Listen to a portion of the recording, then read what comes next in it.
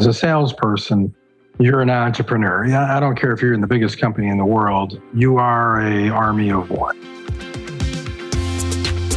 Welcome to the Strategic Momentum Podcast, the show where we share tips, stories, and advice from progressive leaders on what it takes to break through that business inertia and propel you and your business forward. I'm your host, Connie Steele.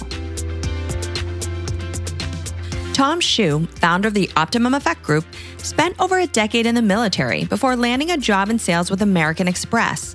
Despite lacking a college degree or any sales training, he worked his way up the corporate ladder before transitioning into being an entrepreneur.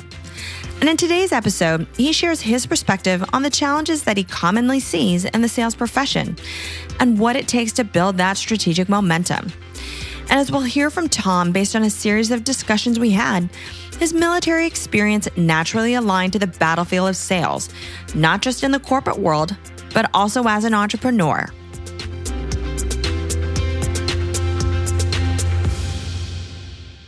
I spent a little more than a decade in the military, and then around a decade in what I would consider corporate America. And then the last little more than a decade as an entrepreneur. I was in the Marines, and my trajectory my mini epics of my career have followed similar trajectories. So in the military, I started out in the Marines as a regular infantryman, and I made my journey through into special operations, a unit called Force Reconnaissance Company, which is now MARSOC and reinvigorated under the Raiders. And I was a team leader for a direct action team, and I dual hatted as a breacher and a scout sniper and a team leader. So I went from kind of big warfare and I got into more specialized warfare, very small unit, high risk missions, and then on to the smallest unit on the battlefield, which is the sniper teams. 2 guys.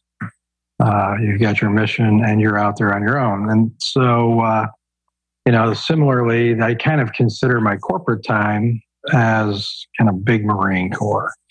You got a lot of moving parts. You've got large organizations. You got a lot of people that you're working with and through and or for. And I moved my way through the ranks in corporate America up to being a regional vice president, running big portions of very large companies, ran a quarter of the United States for one of the largest insurance companies in the world.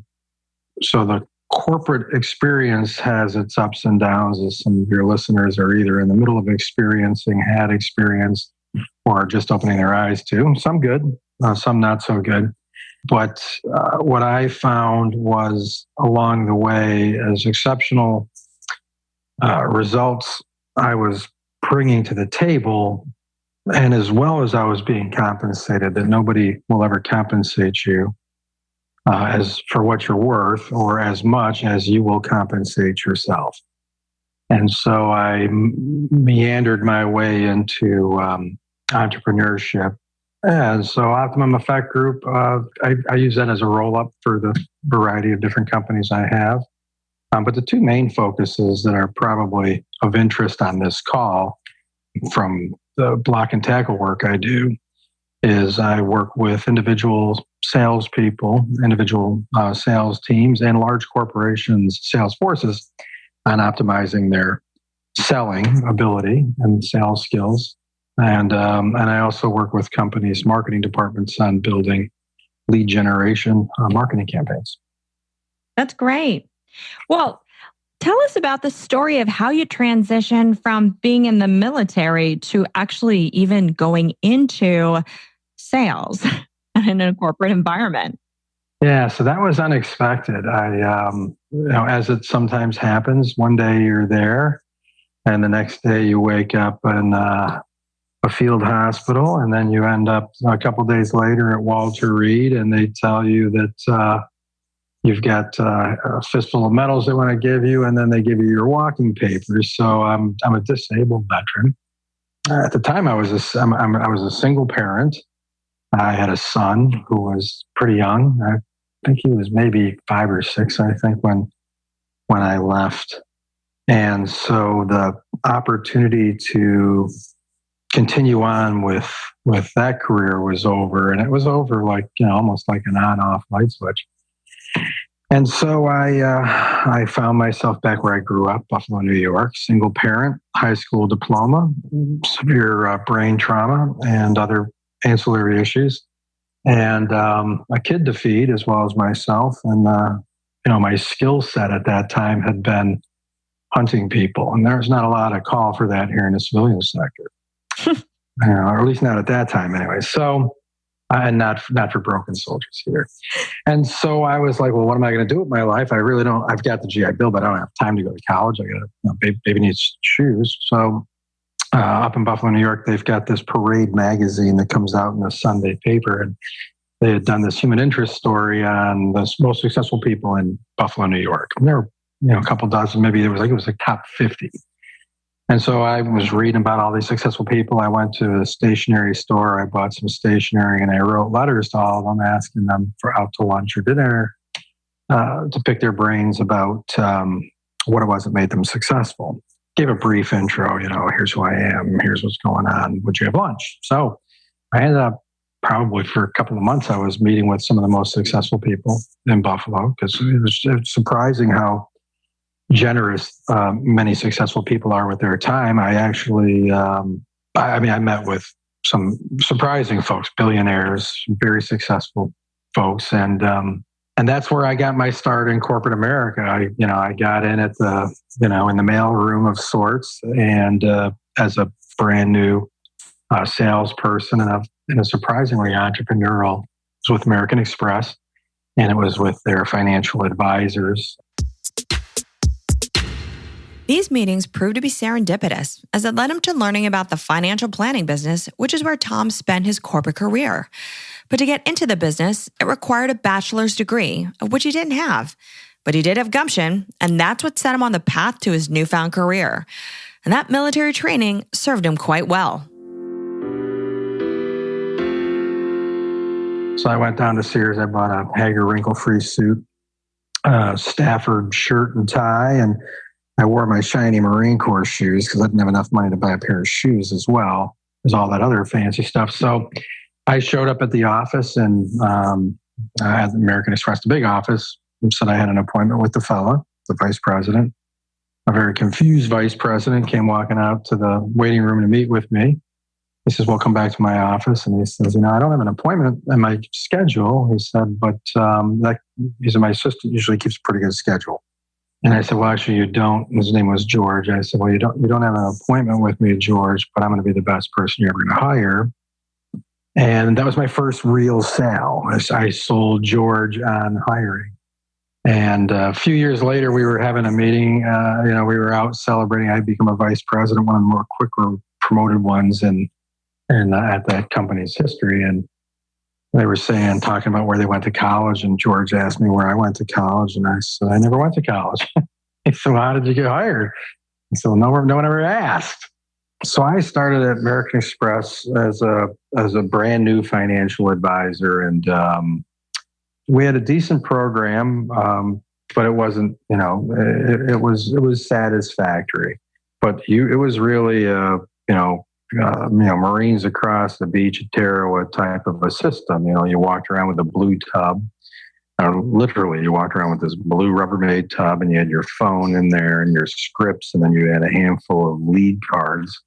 And you would wander around the office looking for a free phone jack that you could plug into to make some phone calls. You didn't have an office. There was a lot of wandering around, and then there was a group room that was really noisy where you could get some work done. So I survived and got off the beach through, I think, natural skills and some help from some kind folks. And I became a very effective salesperson.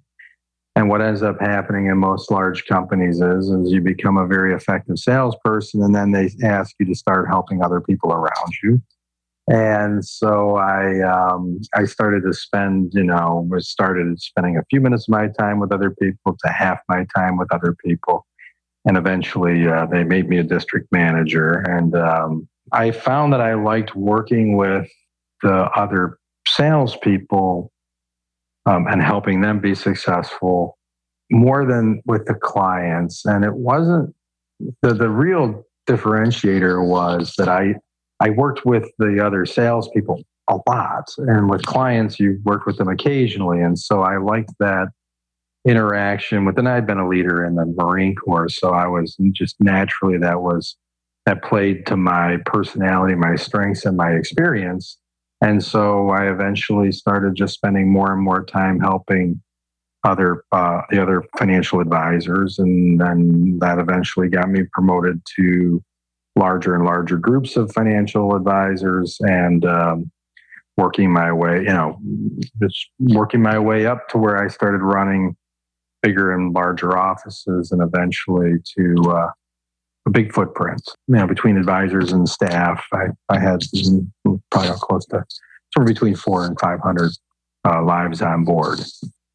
So how have these experiences in the military and Amex, and even as an entrepreneur, shaped your approach with respect to sales? The military experience was always adapt, overcome, and succeed, right? So, the chips in the military are very high. You got mission success, mission failure. Mission failure typically comes with a lot of death and dismemberment.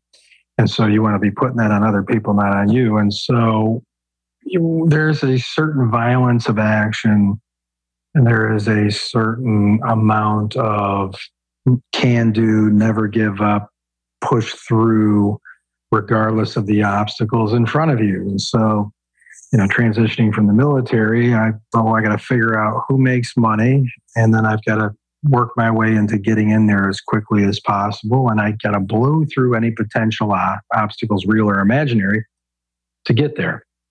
And so that's a real transferable, that never leaving that behind. Everything I do, everything I've done in my professional life, I take, if I'm going to do it, I do it, 100%.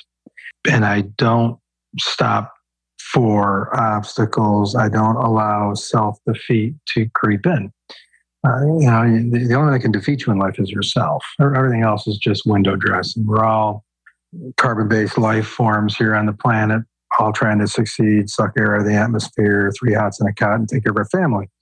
And so you are the only person that's going to make yourself successful. And so the only person that can make you unsuccessful is you, right? So resilience, the being able to get, punched in the face and get back up again. And life has a funny way of trying to knock you down, right? I'm sure you've experienced a lot of that in your life. Absolutely. Yeah, right. So that's not a unique human experience only to me, right? So as life is beating you down, having the resilience to plow through that.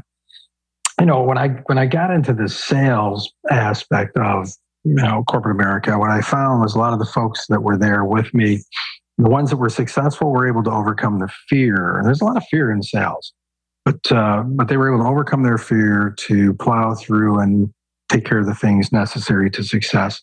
The military helped me with that. No one was dying in the sales room. No one was in phone clinic, getting shot out of the saddle. So, to the folks in the audience that have been in sales for a while, that sales reluctance, call reluctance, fear of public speaking, fear on your feet when you're out networking, that's a killer. So if you've got if you're anyone in the audience is struggling with that, know that that's imaginary, not real. And there are techniques and methods to get beyond that. There are books out there. There are YouTube videos and/or sales books on tape that would help you overcome that.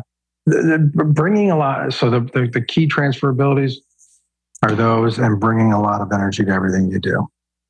And then, what major contrasts do you feel you learned in the corporate environment that has now been different as an entrepreneur? And how do you think that's made you a better salesperson overall? There are a lot of similarities between being between corporate America and small business, or being an entrepreneur with small business. So I'll give you an example. As a salesperson, you're an entrepreneur. Yeah, I don't care if you're in the biggest company in the world. You are an army of one, right? So most companies rely heavily upon the salesperson to take care of everything from lead generation all the way through to service after the sale. Which, when you look at any business, whether it's you're selling a product, a service, or whatever the widget is, that's the totality of the business, with the exception of the externals of the financials and the legal aspects of business. But other than that, from lead generation to service after the sale, as a salesperson in corporate America, you already are there in many instances. There are some companies where they break that down into their components, and they have, Phil only dials the phone and Sally only closes the sale. But it's more prevalent where the salesperson owns that whole process. And so that change over to entrepreneurism, over to owning my own deal, that didn't change much from a functional perspective. Now, the big changes were that you underestimate often how much support you get in time, resources, resources, people, time, and money. And the time and the money, because when you get into your own business, there's nobody to turn to for help, early on, typically. And even once you've got a successful business, everybody typically looks to you. Even as much as you try to foster collaboration with your team, people tend to look at you because you're the one signing the checks. The big thing is that everything you do now is a gamble. You're not gambling with the house's money anymore.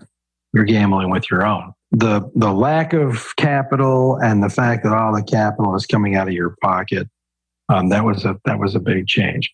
There's so much exceptional value to being an entrepreneur above and beyond some of those eye-opening restrictions or absence of support, and that is there's a great amount of freedom to succeed and to fail, right? Mm-hmm. There's no safety net, but at the same time, there's no ceiling either, and so that was pretty cool. So it almost sounds like, at the end of the day, survivalism, this notion of survivalism, has to kick in as an entrepreneur, which is something in which you drew on your military experience from, because, as you mentioned, there's no big resources anymore behind you. If you don't make money, then it becomes challenging because you're an N of one. And my guess, Jay, when you talked about being in corporate America, and me having been in corporate America, you feel the pressure to have to do a lot of activity. And the activity may not always be as focused and strategic, but as an entrepreneur, I'm assuming you realize, wow, you know what? I have to eliminate a lot of the things that could be unnecessary or white noise and focus on what's most important. Yeah, and I think that's a good point, because the lack of resources require you to you've got to be really economical with your time. You've got to be really economical with your financial resources. Very, very tactical in what you do, very strategic in what you do. And what do I mean by that? In corporate America, we focused a lot on volume. We would blast out, in some instances, right? 1 million phone calls, 1 million emails, big social media campaigns. And we would go with this huge volume strategy.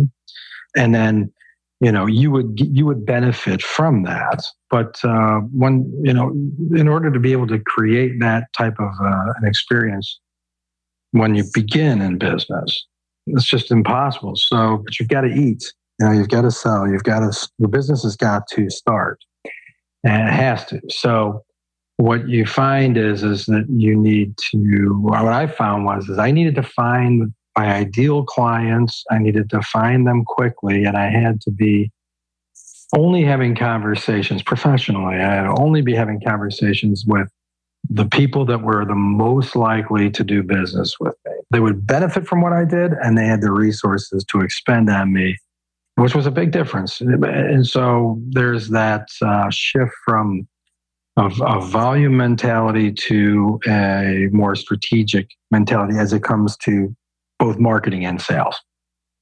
Coincidentally, the timing that I shifted away from sort of the large volume play to the more strategic play the marketplace at large, the world at large was changing almost simultaneously. My timing was impeccable. Tom's experience in the military somewhat mirrored his career arc in the corporate world and then into entrepreneurship. His takeaways: resilience is critical because you'll face adversity and the only person who can make you successful is you. There's fear that you always have to overcome. But you also have to think like an army of one, whether you're in a big company or have your own business. It comes down to survivalism. You have to be strategic as well as tactical in what you do. So at the regimental or the battalion or the company level, you have less responsibility. You have less thinking to do, more doing to do. So your lieutenant would come over and they go, here, get inside of this hole, look that direction, shoot anybody in the wrong color costume, right? And that was it. Like, there were some times where I'd be sitting in a hole and I didn't know where the hell I was. I was like, I don't know. I didn't carry the map. The lieutenant had the map. And so that was one, it was uncomfortable. But two, when I found my way longer in the military and more specialized at the company, the entire responsibility, almost 90% of the responsibility was on me simultaneously with the rest of my teammates, and very little oversight. And so based on that, I had to do more thinking, both strategically and tactically. And the stakes were a lot higher. You're a two-man sniper team. You get in a firefight, number one, which is why you're the king of camouflage and concealment. If you get in a firefight, you're probably going to lose. So the idea is to be really good at what you do. And so the stakes are really high, the thinking's really high, and everything you do. And this applies to entrepreneurs, especially early on, because you are usually a team of one or a couple. Everything you do can kill you, right? I mean, you only have so much money unless you're a rich kid that's starting their business and you've got unlimited resources and you can go get more from your mom.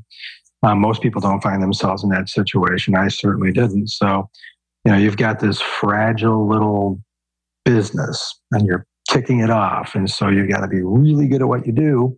And so everything that I focused my time on was one client at one client at a time, and make sure that any effort that I expend is in front of the right person. So, and it was the same thing in the military. When you're a sniper, you're out to kill one person or one type of person and then get the hell out of there. So in light of everything that you've learned and all these experiences that have shaped the way you approach sales today, what challenges do you currently see and even continue to see with respect to being an effective sales professional? Yeah, so I think there's a couple things. I think there's some challenges in sales as well as in marketing. So the one of the big challenges I find in sales, not only for myself, but other salespeople, even seasoned salespeople, but certainly new sales folks, is there's no formal training. When I started out in sales, they gave us some scripts to read, and that was it. So it's not like I went to college to be a salesperson. Nobody goes to college to be a salesperson. And so the ability to become an exceptional salesperson is totally on your shoulders. And that's a big challenge, because there's, where do you find the sensei, where do you find the teacher, the resource to make you a good salesperson? When I hire salespeople, most of my time I spend with them is teaching them to be exceptional salespeople and understanding that when I hire people that they typically are going to come to me very unprepared. So I've got most students are novice students. If you are a sales leader or a business leader, know that when you're hiring salespeople, they most often, even if they tell you they know what they're doing, they don't know how to sell your widget.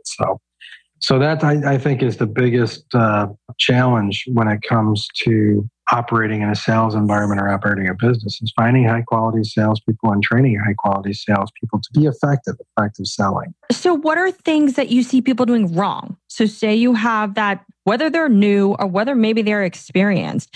But in the way that they're approaching sales with a client, what do you consistently see them doing wrong? Yeah, the big one, I'd say the largest problem that is almost universal that I see everywhere I look is solution selling. What do I mean by that? It's attempting to sell the person the product or service. So how do I do it? Well, I start with discovering. It's like Stephen Covey, right? It's seek first to understand before being understood. Most salespeople focus on trying to be understood instead of seeking to understand. So I'll always start with finding out what it is that the person, and here's the process I use. So first I start with the facts, right? So, where are you now? Where have you been? Where are you now? Where are you trying to go? And what resources do you have? So I'll ask fact-based questions. I start out with facts, so I'll gather up all the appropriate facts that I need in order for me to help figure out what product or solution to bring to the table for the client, what's going to be most appropriate for them in my arsenal of widgets, products or services. And the next is to ask them about their goals. So goals-based questions. What are they trying to accomplish? So here's where you are. Those are the facts. Here's where you're trying to go. Those are the goals. The next thing I ask them about we discuss obstacles that they see that they presently are experiencing getting from where they are to where they're trying to go. So what I mean by from where you are to where you want to go, let's say I'm talking to a business and their sales are at 35 million and their objective is 50 million. Well, what are the things that are stopping that from happening right now? So you get into that conversation, and then and those obstacles when you're talking about that portion of the sales call. I'm looking for not only what are their identified obstacles, but I know now what they've got. I know now what they're trying to accomplish. So I already know what potential obstacles are standing in their way. Those ones are the gems. The ones that they bring up are excellent, but the ones that they haven't even seen that I can bring to the table. So there's an aspect to it, So, gee whiz, do you see where this might be a problem? That could be an obstacle. Then they say, oh yeah, right. I didn't even think of that. Yes, you're right. Those are the only obstacles that you bring up that are worth anything when they actually recognize them as a problem and adopt them.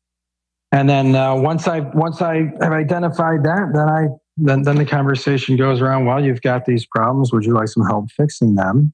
Because if they say, well, I got these problems, but I don't care, and I've had that happen before, you have a lot of difficulty selling. If they say, yeah, I really want those to go away, would you like to know how I might be able to help? Sure. And then I tell them. Most people start with the telling them. That was my point, right? So that's kind of the solution-focused sales, right? The seek to be understood versus seeking to understand. And there's a method and approach to doing that. There seems to be this misconception that solution selling starts off with telling your customer what their solution should be versus first understanding what their needs are and how your products and services truly benefit them. And unfortunately, Tom says this approach is far more common than it should be. But there's another common challenge that Tom sees, which is all about finding the right people. Yeah, it's multifaceted. I would say the biggest challenge that I see, this is universal across the board with not only the individual salesperson, but sales organizations at large, is getting in front of the right people. And I'll clarify what I mean by that, to sell your product or service. So, the great Ched Holmes, who wrote the Ultimate Sales Machine, and I've talked a lot about reading and educating yourself in sales. That's a really good read. But Chet laid it out this way. He calls it the buyer's pyramid. If you think of 100 people that would be potential targets for your product or service. And what I mean by potential targets would be is that they have the resources relative to to be able to acquire your product or service or widget and your product, service, or widget has some need to the market. So if I've got 100 people in the room that fit the resource and the basic need for the product or service, in that room, 3% of those people are actively buying now. Those are the ideal people. If 6 to 7% are open to it, 30% of the people are not thinking about it. 30% of the people don't think they're interested. And 30% know they're not interested. And what I find is that the first challenge is getting in front of the people that have the resources and the embedded need for the product or service. But then the next thing is to get in front of the right people, either the buying now, open to it, or not thinking about it. All right. So we spend a lot of our time talking to people that know they're not interested or don't think they're interested and trying to convince them. Well, that takes time and that takes money and that takes energy to be in front of anybody. And so very quickly, I'm trying to figure out two things with the audience. Who's in the audience? Who do I want to put in the room? And where do they sit in that buyer's pyramid in the room? And there's some pretty quick ways of determining, where people fit in that category. So that's how I go about defining my audience. Number one, right? Do they have the resources and the embedded need? Number two is are they going to be somewhere in that top part of the buyer's pyramid? Those are the people I'm going to spend my time with. Then the next big challenge is, okay, now I've defined my audience. And that's no small thing. Who's the audience? Who's the customer? Who's the ideal audience? And what I find is there's a lot of thoughts on that, but in many cases, there's no real clear picture of who that person is. So let's assume now we get past who that person is. Well, where do we go find that person? Or how do we speak to that audience? Right? Once I identify who it is, how I get in front of them. And I would say, at a 30,000 foot level, the way to attract more buyers is if you're offering to teach them something of value or you're answering questions that they have. So when I'm on my feet in front of folks, I'm utilizing a similar approach where I'm asking more questions to elicit more questions from them. So, what do you do for a living or something of that nature at a cocktail party?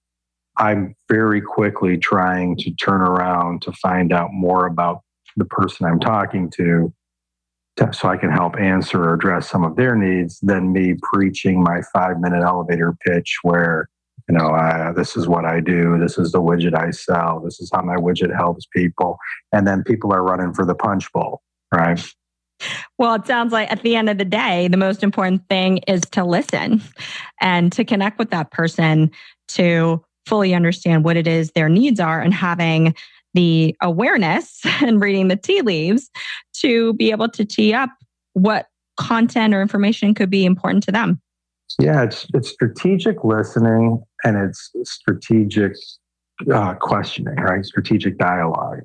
I always think to myself, and this sounds like I'm being manipulative, but I'm not. It's just the way I communicate with people. But, I'm in the business of trying to help people.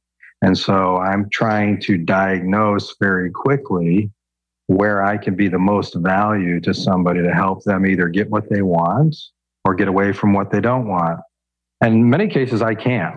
There's just, I don't. They need whatever. They need a pill or a surgery. I'm not a surgeon or a doctor, so I could direct them to somebody in my network that could help them, but I can't personally help them. That's kind of an odd example, but you get the point of what I mean. So it was an interesting point that you made that you're in the business of trying to help people. Why do you think most salespeople don't have that mindset? Well, it can be multifaceted. I think, there's a lot of pressures for salespeople to perform, both external pressures and internal pressures. Many salespeople are on small base where most of their money comes in from commission. In some cases, they're straight commission. In cases where they're on larger salaries, there's higher pressure to perform from above. And so there's all of these external pressures. And so people oftentimes under the gun they get impatient, and so that's one part of it. I think the second part of it is most salespeople don't know what they're doing. And I don't mean that as a criticism per se, but, back to what I had mentioned earlier is there's very little in the way of, this has at least been my experience. And I've been in some pretty large companies where I would have thought that, well-vetted formal sales training would have been, a given, that it would have been there, and it was absent. And so there are the natural born sales people. I think that there are people that have raw talent, the gift of gab, good listening skills, good conversational skills, etc. They got to drive, their self-discipline. But, that's like Michael Jordan. If nobody ever spent any time teaching him how to play basketball, I don't know how good of a basketball player he would have been if when he turned 23 years old, it was the first time he touched basketball, and he had to, just on his raw talent, become an exceptional ball player without any coaching or any training in the game of basketball. And so he would have been a good basketball player. I don't think he would have been the greatest basketball player ever, but he would have been a good basketball player. And what ends up happening with a lot of salespeople is they're thrust into this job, into this challenge where they've got goals to achieve, and they're assumed to know how to do it. Many of them don't. They get, and they get little help along the way. And, Harry, who learned from Joe, who learned from Cindy, who learned from Pete 30 years ago, the way Pete did it, and it's been passed on over the years of this is how you sell the widget to some guy 30 years ago, sold it this way.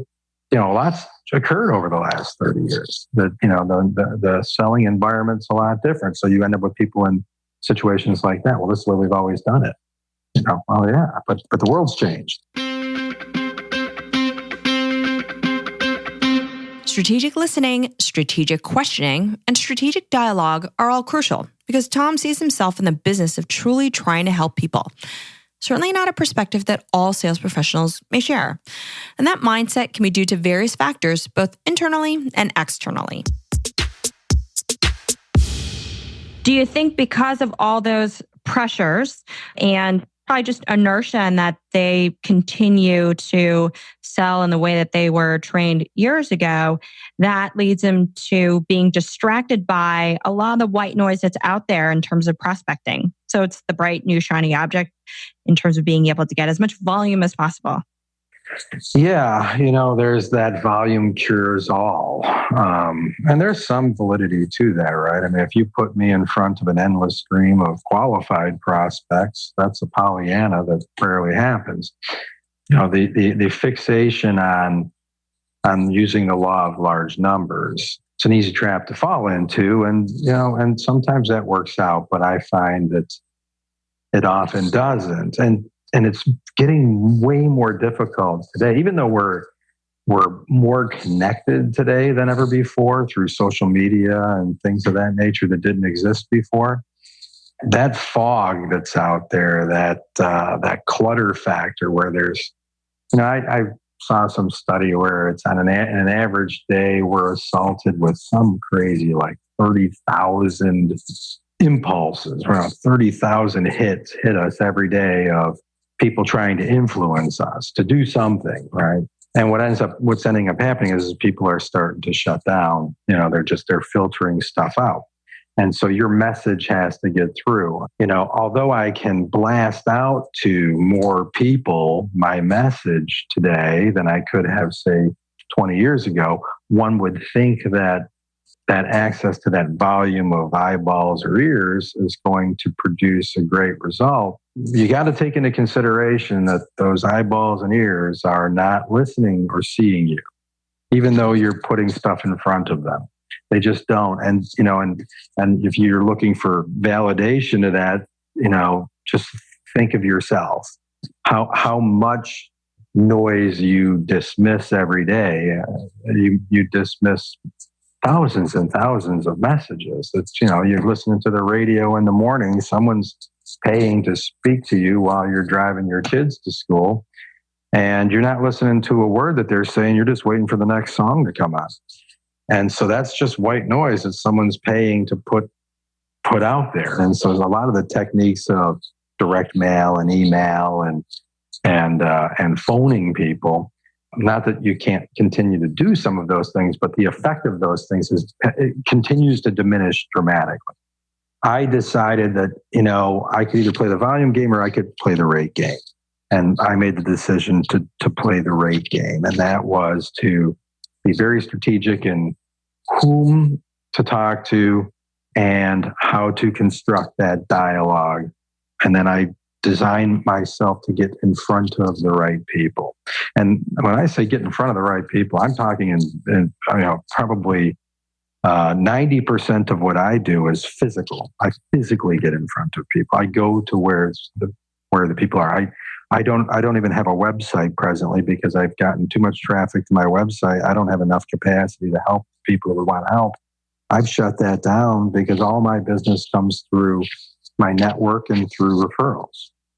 Do you think that focus on the person-to-person relationship and networking has been a bit lost with the growth of digital means to reach out to your audience? Yeah, that for sure has, right? So there's this weird reliance on, and I think, a lot of people just fool themselves into confusing activity with result, right? And so what do I mean by that? Well, I'm interacting with people on social media, therefore I'm doing something that is results based. That's activity based. And so a lot of people confuse that. It's what are you getting from those activities? And again, it's having a meaningful, very strategic conversation with people. Tom adds that another major challenge creating inertia in the sales force is measurement. When you track numbers from the very beginning of the process, you're more likely to identify the problem areas that are impacting you from reaching your sales goals. But many teams aren't doing that. It's like if you've got a leaky hose, the hose is leaky, right? So I'm not getting the sale. My team's not getting the sales I'd like my team to get, but I don't know why. It's like a leaky hose. How's the best way to find where the leak is? You plug one end and all of a sudden you go, okay, there's the leaks. You get out your tape, you tape it up, and now your hose works. So these ratios are what I call sales effectiveness ratios. So as an example, I might think that I've got a closing problem, but in effect, I've got a problem with the amount of activity that's occurring. I may think that we're not doing enough phone calls, but we are doing enough phone calls and we're talking to enough people, but we're not converting the talk tos to appointments. So as you see, if my problem is talk tos to appointments, then there's a remedy for that. You can train people. Okay, so now I need to hear what these people are saying on the phone, and I can train them to get a better result. If the problem is that people aren't reaching anybody when they dial the phone, well, that's a whole different remedy. So understanding my numbers and understanding knowing what those ratios are between the different steps in my sales process allows me to diagnose and identify where the true problem is, the hole in the hose, and then I can apply the proper remedy to it. As a sales team leader, the other value is I can find who's really good at where most of the team is not very good. So Sally is awesome at, the talk tos to the appointment set, and everybody else is having difficulty. Well, I want to spend a little time with Sally, listening to her and listening to what she says and learn what she's doing different. And then I want to have Sally teach my people. Here's what I'm doing, right? So that's the value in tracking the numbers as a sales team leader and even as a salesperson, because knowing your own numbers, is helpful as well, because then you can go seek out help. Hey, I'm having a lot of trouble with my closing rate. I'm getting in front of people. That's not the problem, but gee whiz, I've slipped lately. I can't seem to convert people to buy the widget. At least now I know that's my true gap, and I want to blow through that gap. So why do I find that people don't collect the numbers? A lot of people don't know that they should do that. Two is with the advent of CRMs, there's already so much noise going on with entering in information about and tracking all kinds of stuff that's going on with people. But if most CRMs aren't set up to provide you those ratios. And so people think they're getting good information out of the tool, but all they're getting is a lot of noise out of the tool. So I think CRMs have caused that problem, worsened that problem. What's driving these misconceptions or challenges? And why do you think people have been so stuck in doing things the way that they have been for so long? Many salespeople invest very little of their time perfecting their skill, learning about the art of sales.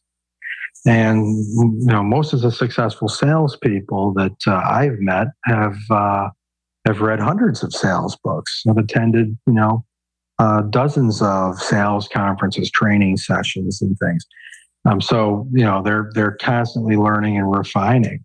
And so on the sales side, I see that the investment's not there, but that's why you have people that try to sell by shouting their solution fast and loud, and they wonder why they're not getting the results. So they try to fix that result, that diminished result, with volume. And my point is, the problem nowadays is, the challenge nowadays is the volume isn't there. When I started out in sales, the sales training that I got was given to me by this guy named Mark. And Mark gave me some scripts. He taught me a little bit about sales, what little he knew. And then I watched him do some selling.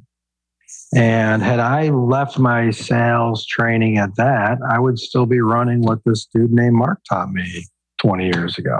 And what he was doing then wasn't necessarily bad, but it wasn't anywhere near as effective as what I do today. And nobody has specifically forced me to learn it. I've gone out and I've had to learn that. So I think it's less about people that are running around with dull blades that are never going to be sharpened unless they sharpen them themselves.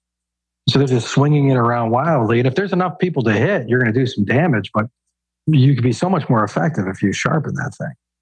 So what do you think it takes to really break through that inertia? And what strategies would you recommend? On the sales side, start looking for places to self-improve, self-educate. If you own a business, be aware that you're only going to get the horsepower out of your troops that you have that you've put into them. So, any other recommendations or words of wisdom? If you're a sales leader and you're not spending a significant amount of your time educating yourself on exceptional selling and training your people on exceptional selling, that's a good place to start.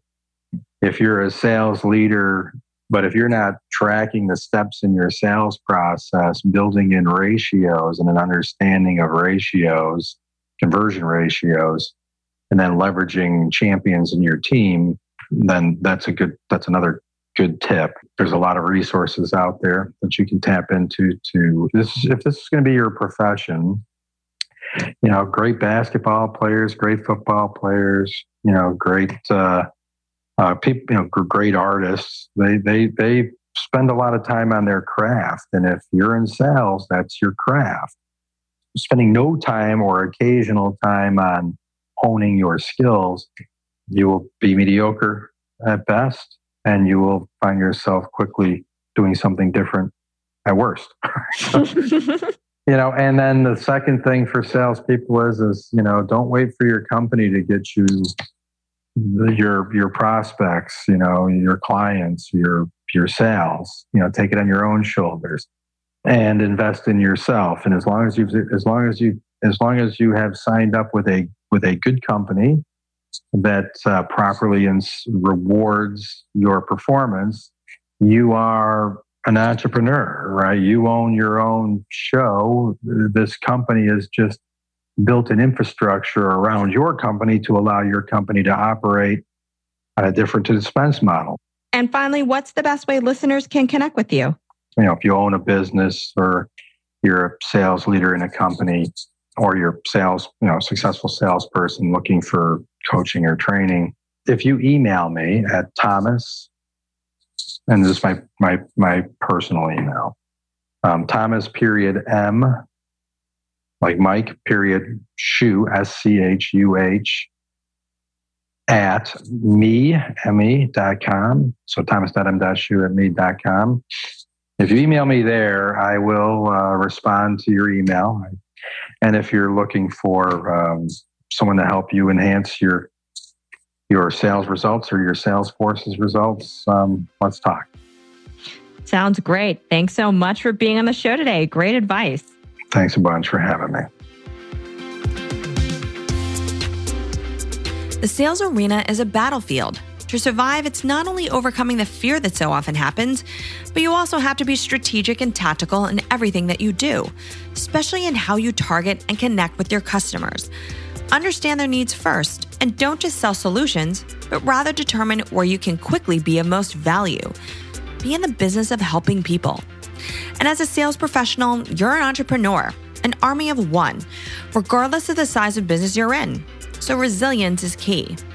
Sales is also a craft, and to be a great sales professional, you have to hone your craft and the craft of your team. So continually educate yourself and help educate others, find great resources, and always measure your performance every step of the way so you can efficiently identify and fix your leaky hoses. Thanks for listening to the Strategic Momentum Podcast. You can connect with Tom via LinkedIn or by email at thomas.m.schuh@me.com. That's thomas.m.schuh@me.com. And if you like what you heard, please subscribe to the show on iTunes and leave us a review. This is what helps others find the podcast. You can also find us in the Google Play Store, Spotify, and Stitcher Radio. And if you want to hear previous episodes or get show notes from this episode, you can also visit us on our podcast page at flywheelassociates.com/podcast. I'm Connie Steele, and you've been listening to the Strategic Momentum Podcast.